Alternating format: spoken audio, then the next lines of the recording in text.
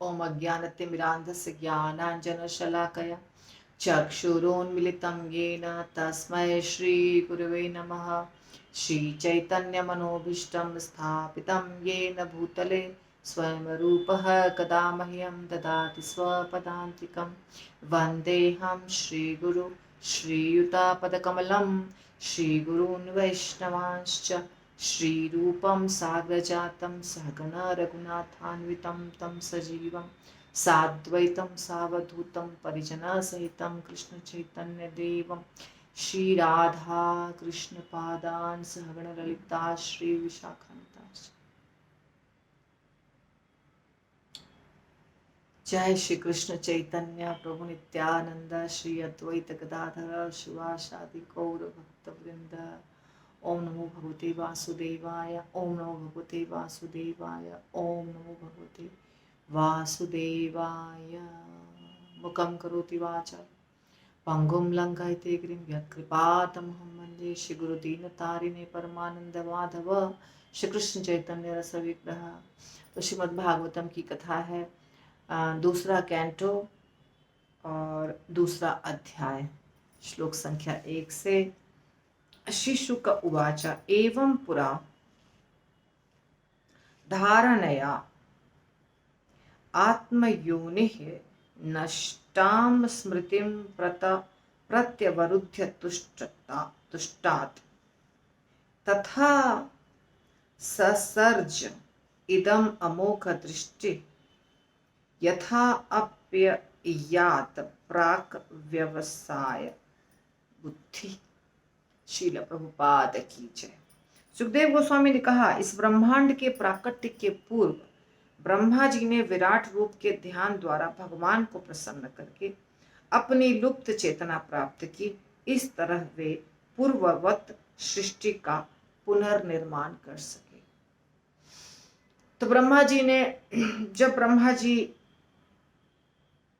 पैदा हुए तो ब्रह्मांड के प्राकट्य के पूर्व की बात हो रही है। ब्रह्मांड के प्राकट्य के पूर्व ब्रह्मा जी ने विराट रूप के ध्यान द्वारा भगवान को प्रसन्न किया और जो वो भूल चुके थे, जो उनको याद नहीं था, वो सारा उनको ज्ञान प्राप्त हुआ और इस प्रकार वो फिर से सृष्टि कर पाए।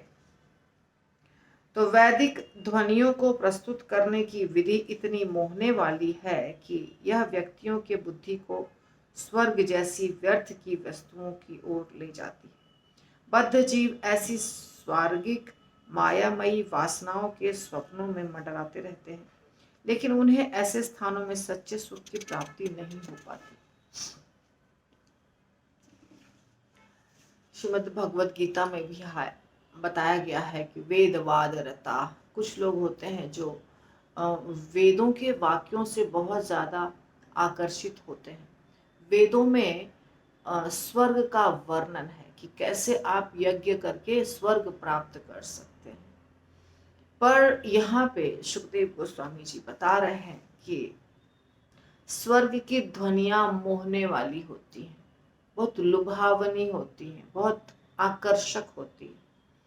तो जो व्यक्ति हैं जो आकर्षित हो जाते हैं, जिन व्यक्तियों की बुद्धि को स्वर्ग की लुभावनी चीजें आकर्षित कर लेती हैं, वो क्या करते हैं, उसके माया में ही फंस जाते हैं और जो असली सुख है भगवान का वो उसको प्राप्त नहीं कर पाते।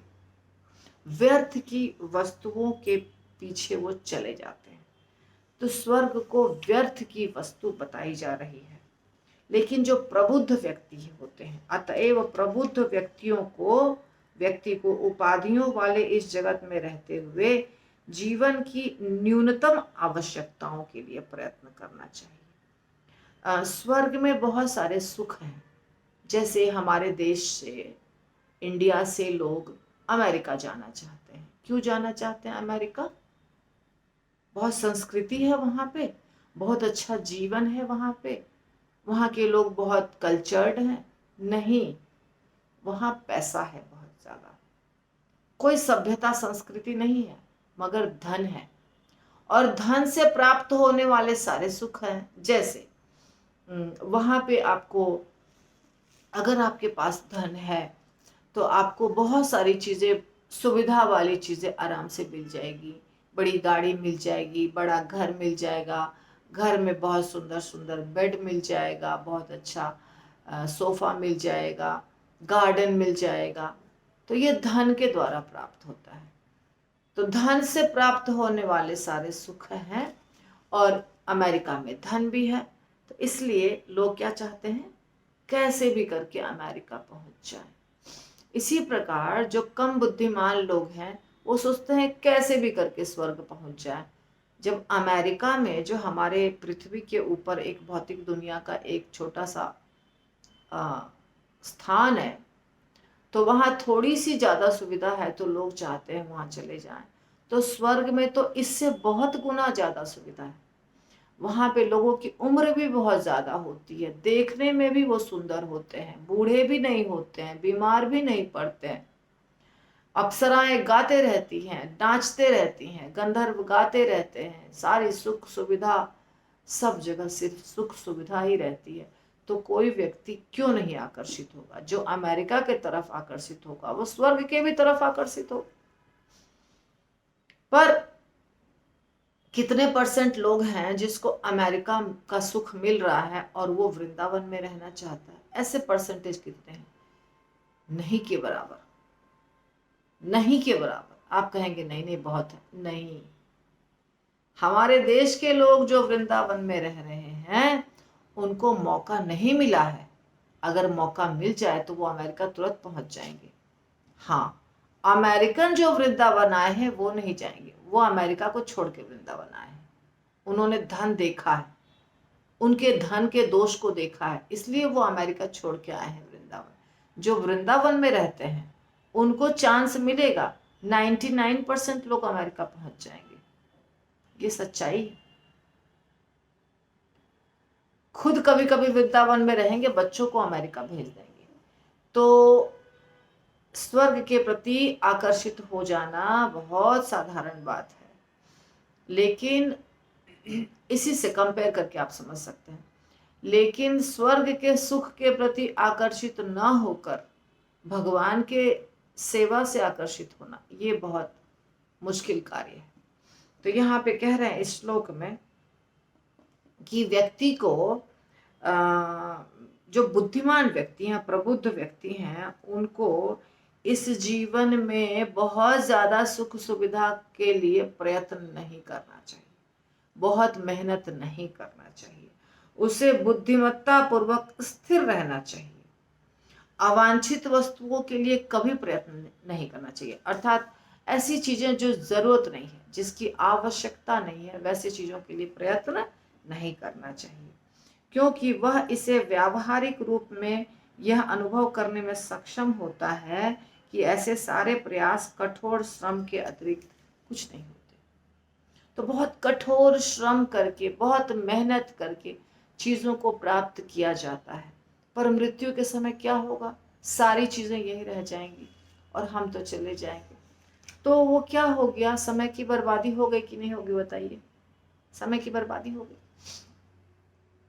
जितना को हम रियल में भोग पाएंगे, अर्थात हमारी आवश्यकता है, जैसे कितना हम कपड़े पहन सकते हैं, कितना हम खा पी सकते हैं, या कितना बड़े घर में हम रह सकते हैं, उतना तो हमें चाहिए। और जो हम यूज नहीं कर सकते हैं, उतना धन, जिसको हम किसी भी सूरत में यूज नहीं कर पाएंगे, उतना धन हम इकट्ठा करने के लिए क्यों इतना प्रयास करें? तो वो जो हम प्रयास कर रहे हैं, वो प्रयास हम भगवान को प्राप्त करने में यदि लगाएंगे तो कुछ फायदा होगा। ठीक है ना? तो जब लेटने के लिए पर्याप्त भूखंड हो तो चारपाइयों तथा गद्दों की क्या आवश्यकता है? ये भागवतम का है, मेरा बोला हुआ नहीं, भागवतम के शब्द है। जब लेटने के लिए पर्याप्त भूखंड हो तो चारपाइयों और गद्दों की क्या आवश्यकता है। जब मनुष्य अपनी बाह का उपयोग कर सकता है तो फिर तकिए की क्या आवश्यकता है। जब मनुष्य अपनी हथेलियों का उपयोग कर सकता है तो तरह तरह के बर्तनों की क्या आवश्यकता है। जब पर्याप्त वृक्ष की छाल उपलब्ध हो तो फिर वस्त्रों की क्या आवश्यकता है। देखिए ये श्रीमद् भागवतम बोल रहा है। अब हम लोग का जो समय है, हम तो ऐसे नहीं रह सकते हैं। हम वृक्ष की छाल पहन के नहीं रह सकते। हाथ में खा के तो फिर भी रह सकते हैं। हाथ में तो खाया जा सकता है, असंभव नहीं है, ये संभव है। जंगल में रहने वाले लोग हाथ में खा सकते हैं। मजबूरी में हम कभी फंस गए कहीं तो हम थोड़े समय के लिए हाथ में खा सकते हैं। थोड़े समय के लिए हम जमीन पर भी सो सकते हैं। थोड़े समय के लिए हम बिना तकिया के भी सो सकते हैं। यहाँ पे ये सब बताई गई है बातें।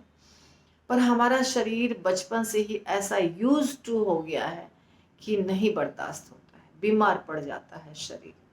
ऐसा बन गया है शरीर कि हमें सुविधा चाहिए।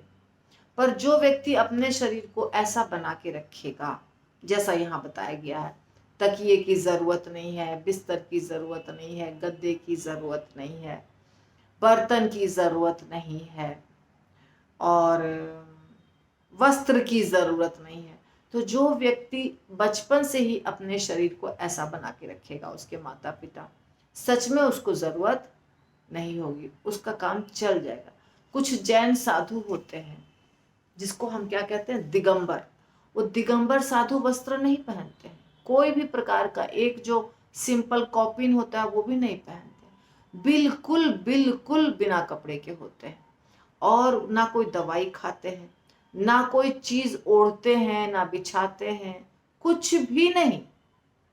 प्रकृति ही उनका, जमीन ही उनका बिस्तर है, आकाश ही उनका चादर है।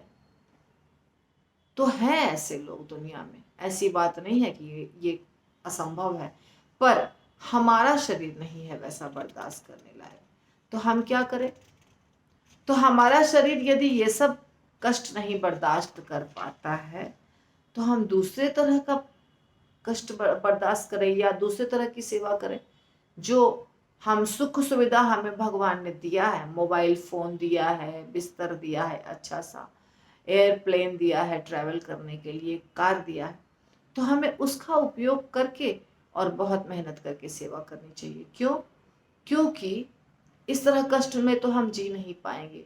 तो भगवान ने जो दिया है उसका प्रयोग करके हम भगवान के नाम का प्रचार कर सकते हैं, भगवान के वाणी को दूर दूर तक फैला सकते हैं। जहां हम पैदल नहीं जा सकते वहां हमारी वाणी पहुंच सकती है। हम हमारे गुरु की सेवा कर सकते हैं, पुस्तक वितरण कर सकते हैं, हम मंदिर भक्तों को ला सकते हैं, जोड़ सकते हैं उनको कृष्ण भक्ति से। तो यदि भगवान ने हमें पैसा दिया है या हमारे पास दिमाग दिया है, क्वालिफिकेशन हमारे पास यदि है, तो हम उसका प्रयोग करके भगवान की सेवा कर सकते हैं।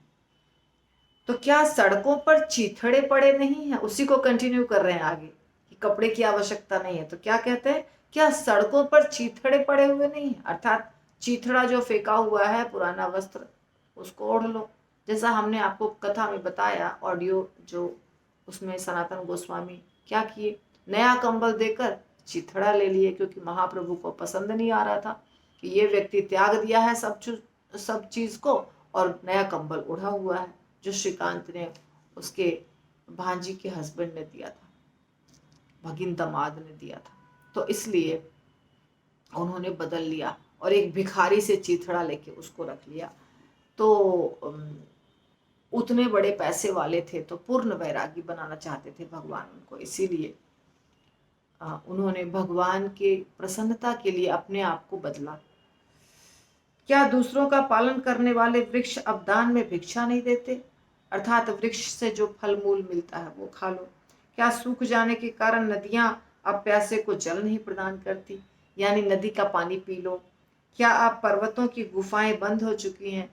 अर्थात रात को जब बारिश हो, जाड़ा जाड़ा हो, मौसम खराब हो, तो कहाँ रह लो? गुफा के अंदर रह लो। या सर्वशक्तिमान भगवान शरणागतों की रक्षा नहीं करते, भगवान के ऊपर आश्रित रहो। तो फिर विद्वान मुनिजन उनकी चापलूसी क्यों करते हैं, जो अपनी गाढ़ी कमाई की संपत्ति के कारण प्रमत्त हो उठे हैं?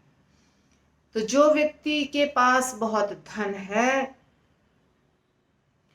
यदि बहुत धन है और वो भक्त नहीं है, तो उसकी चापलूसी करने की आवश्यकता नहीं है।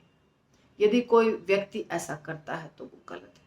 इसलिए यहाँ पे सुखदेव गोस्वामी कह रहे हैं कि जो मुनिगण हैं, जो बड़े बड़े ऋषि मुनि हैं, विद्वान हैं, वो उनकी चापलूसी क्यों करते हैं? जिनके पास बहुत धन है, उनकी चापलूसी करने की आवश्यकता बिल्कुल नहीं है। इस प्रकार स्थिर होकर मनुष्य को सर्वशक्तिमत्ता के कारण अपने हृदय में स्थित परमात्मा की सेवा करनी चाहिए। चूंकि वे भगवान नित्य असीम हैं, अतएव वे जीवन के चरम लक्ष्य हैं और उनकी पूजा करके मनुष्य बद्ध जीवन के कारण को दूर कर सकता है। तो व्यक्ति को यदि इस बद्धता से बाहर निकलना है तो उसे भगवान की सेवा करनी चाहिए, पूजा करनी चाहिए। हमारे हृदय में परमात्मा है, उनको देखना चाहिए। निपट भौतिकतावादी के अतिरिक्त कौन ऐसा होगा जो यह देखकर कि जन सामान्य अपने कर्मों से मिलने वाले फलों के कारण क्लेशों की नदी में गिरे हुए हैं, ऐसे विचार की उपेक्षा करे और केवल क्षणभंगुर नामों को ग्रहण करे। जन सामान्य, सब लोग, जन सामान्य यानी साधारण जनता, जो व्यक्ति भक्त हैं, जिन्हें शास्त्रों का ज्ञान है, जो सब कुछ समझते हैं, जिनको हम बुद्धिमान कहते हैं, प्रबुद्ध कहते हैं, वो तो ऊपर उठे हुए, आध्यात्म में आगे बढ़े हुए हैं। पर साधारण जनता क्या कर रही है? अपने कर्मों के कारण, अपने पूर्व जन्म के कर्मों के कारण, अपने इस जन्म के कर्मों के कारण, उसके परिणामों को भोगने के कारण बहुत कष्ट उठा रही है, क्लेशों की नदी में गिरे हुए हैं। ऐसे विचार की उपेक्षा करें। निपट भौतिकतावादी के अतिरिक्त कौन ऐसा होगा जो यह देखकर कि जन सामान्य अपने कर्मों से मिलने वाले फलों के कारण क्लेशों की नदी में गिरे हुए हैं, ऐसे विचार की उपेक्षा करे और केवल क्षणभंगुर नाम को ग्रहण करे। तो जो व्यक्ति बुद्धिमान नहीं है वो क्या करते हैं? वो देखते हैं कि ये व्यक्ति कष्ट पा रहा है, वो व्यक्ति कष्ट पा रहा है, तो उसको हम समाज सेवा करेंगे, हम उनके कष्टों को दूर करने का प्रयास करेंगे, हम भगवान के नाम को नहीं ग्रहण करेंगे। प्रभुपाद ने परपोट में बहुत कुछ लिखा है, लेकिन हम परपोट को नहीं पढ़ते हैं, ये आप जानते हैं, क्योंकि परपोट को पढ़ने का मतलब है पूरे जीवन में भागवतम समाप्त नहीं होगा। आप पढ़िए और प्रश्न पूछ सकते हैं। अन्य लोग भगवान को शरीर के हृदय प्रदेश में वास करने वाला एवं केवल एक वित्ता परिमाण का 4 हाथों वाला तथा उनमें से प्रत्येक में क्रमशः कमल, रथ, चक्र, शंख और गदा धारण किए हुए ध्यान करते हैं। तो जो बुद्धिमान व्यक्ति हैं वो समझते हैं कि हमको भगवान का ध्यान करना चाहिए। और कौन से भगवान का रूप है? जो परमात्मा हमारे हृदय में है, शंख चक्र गदा पद्म धारण किए हुए हैं, चतुर्भुज रूप में खड़े हैं हमारे हृदय के अंदर। छोटा सा रूप है उनका, हमारा हृदय का साइज कितना, उसके अंदर परमात्मा रहते हैं, तो उसका वो क्या करते हैं? ध्यान करते हैं। उनका मुख उनकी प्रसन्नता को व्यक्त करता है, उनकी आंखें कमल की पंखुड़ी के समान हैं, उनका वस्त्र कदम्ब पुष्प के केसर के समान पीले रंग का तथा बहुमूल्य रत्नों से जटित है। उनके सारे आभूषण स्वर्ण से निर्मित हैं तथा रत्नों से जटित है। वे चमकीला मुकुट तथा कुंडल धारण किए हुए हैं। जिसको दर्शन होता है भगवान का, परमात्मा का, उसको ये दर्शन होता है। हमें तो नहीं हुआ है, इसलिए हमें पता नहीं है। प्रसन्न वक्त्रम नलिनायतेक्षणम कदम्ब किंजलक पिशंगवाससम लसत महारत्न हिरणमय अंगदम स्फुरत महारत्न किरीट कुंडलम। ये भगवान का वर्णन है। बहुत सुंदर श्लोक है, बहुत अच्छा लगता है सुनने में, बोलने में। प्रसन्न वक्त्रम, भगवान जो परमात्मा के रूप में हमारे हृदय में विराजमान है वो कैसे दिखते हैं? अभी तक तो आप हमेशा सुनते हैं भगवान परमात्मा के रूप में, भगवान परमात्मा के रूप में हमारे हृदय में विराजमान है, पर परमात्मा कैसे दिखते हैं? प्रसन्न वक्त्रम, भगवान का चेहरा बहुत प्रसन्न है, खिला हुआ है। और नलिन आयत ईक्षणम, भगवान की जो आंखें हैं, ईक्षणम यानी आंखें, वो कैसी है? नलिन आयत, कमल की पंखुड़ी के समान। कमल की पंखुड़ी कैसी? लंबी लंबी, लंबी लंबी होती है, वैसी भगवान की आंखें। कभी कभी हिरण की आंखों से तुलना किया जाता है ना, सुंदर आंखों की, पर भगवान की आंखों की तुलना कमल के पुष्प के पंखुड़ी से किया जाता है। तो कमल पुष्प के पंखुड़ी, नलिन आयत ईक्षणम। और कदम्ब किंजल कपिशंग वाससम, उनका जो वस्त्र है वो कैसा है? कदम्ब का जो फूल होता है, कदम्ब अगर आपने देखा होगा, हमारे मंदिर में तो कदम्ब का वृक्ष जो है उसमें अच्छे अच्छे फल नहीं निकलते हैं। जब मैं बहुत छोटी थी, 5th स्टैंडर्ड से नीचे यानी 4th स्टैंडर्ड तक, उसके पहले से, बचपन से 4th स्टैंडर्ड तक, तो हमारे घर के सामने बहुत बड़े बड़े 2 कदम्ब के वृक्ष थे। 2 बड़े बड़े कदम्ब के वृक्ष। तब तो हम ये सब कुछ जानते नहीं थे भगवान के बारे में, कृष्ण के बारे में, कृष्ण लीला, ये सब तो पता नहीं था। पर एक कविता हमने पढ़ा था बचपन में, यह कदम्ब का पेड़ यदि होता यमुना तीरे, मैं भी उस पर बैठ कन्हैया बनता धीरे धीरे। ऐसा करके हमने एक कविता पढ़ा था। किसका लिखा हुआ था याद नहीं आ रही है, कोई बहुत फेमस राइटर थे। यह कदम्ब का पेड़ यदि होता यमुना तीरे, मैं भी उस पर बैठ कन्हैया बनता धीरे धीरे। तो इसका मीनिंग हमने पढ़ा था कि यदि कदम्ब का वृक्ष यदि हमारे घर के पास होता, यमुना के पास होता, तो मैं उस पर बैठ जाता और कन्हैया बन जाता। इतना मीनिंग मुझे पता था बचपन में ही, और उस समय भी पता था, उस समय हमने पढ़ा था ये कविता। ज्यादा भगवान के बारे में मालूम नहीं था उस समय, रामचंद्र जी के बारे में ज्यादा मालूम था, रामलीला हमेशा देखती थी मैं। पर उस कदम्ब के पेड़ की याद आज तक है। उस कदम्ब के पेड़ से पीले पीले इतने बड़े बड़े एकदम खुशबूदार और मीठे फल हमेशा गिरते थे, और हम उसको चुन के खाते थे। सुबह उठते थे तो कम से कम, जब हम सुबह गए वहां पे, तो कम से कम 15-20 तो फल मिल जाते थे, बड़े बड़े एकदम मीठे मीठे अच्छे अच्छे ऑरेंज कलर के। और खाती थी, अच्छा लगता था। मैं उतना नहीं खाती थी, पर लेके आ जाती थी घर। और जो पेड़ में होता था कदम्ब का जो फल, जब नहीं गिरता था उसके पहले वो हर तरह का दिखता था।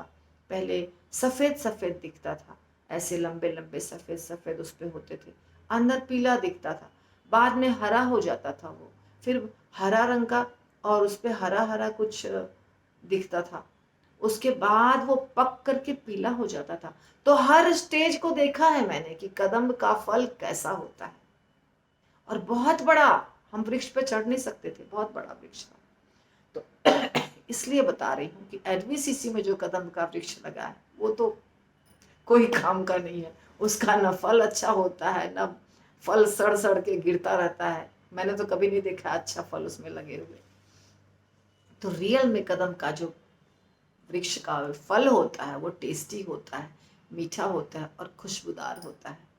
और मैंने बहुत खाया है बचपन में वो, तो मुझे हमेशा याद आती है भगवान की, कि भगवान कदम के वृक्ष पर चढ़ते थे और उस राइटर ने ये चीज लिखा था। ठीक है, तो मैंने आपको अपने बचपन की घटना सुना दी। तो इस प्रकार कदम्ब का जो फल होता है उसका रंग होता है केसरिया, वो मुझे तो अच्छे से मालूम है, ऑरेंज टाइप का। तो वो है भगवान के धोती का रंग। इसलिए यहाँ क्या लिख रहे हैं, कदम्ब किंजल कदम्ब किंजल्क पिशंग वाससम, वाससम यानी उनका वस्त्र। तो कदम्ब का जो पुष्प होता है, कदम्ब का पुष्प भी पीला होता है। शुरुआत में बताया मैंने, पीला अंदर ऊपर सफेद, बाद में जो फल होता है वो भी पीला होता है, बीच में वो हरा होता है।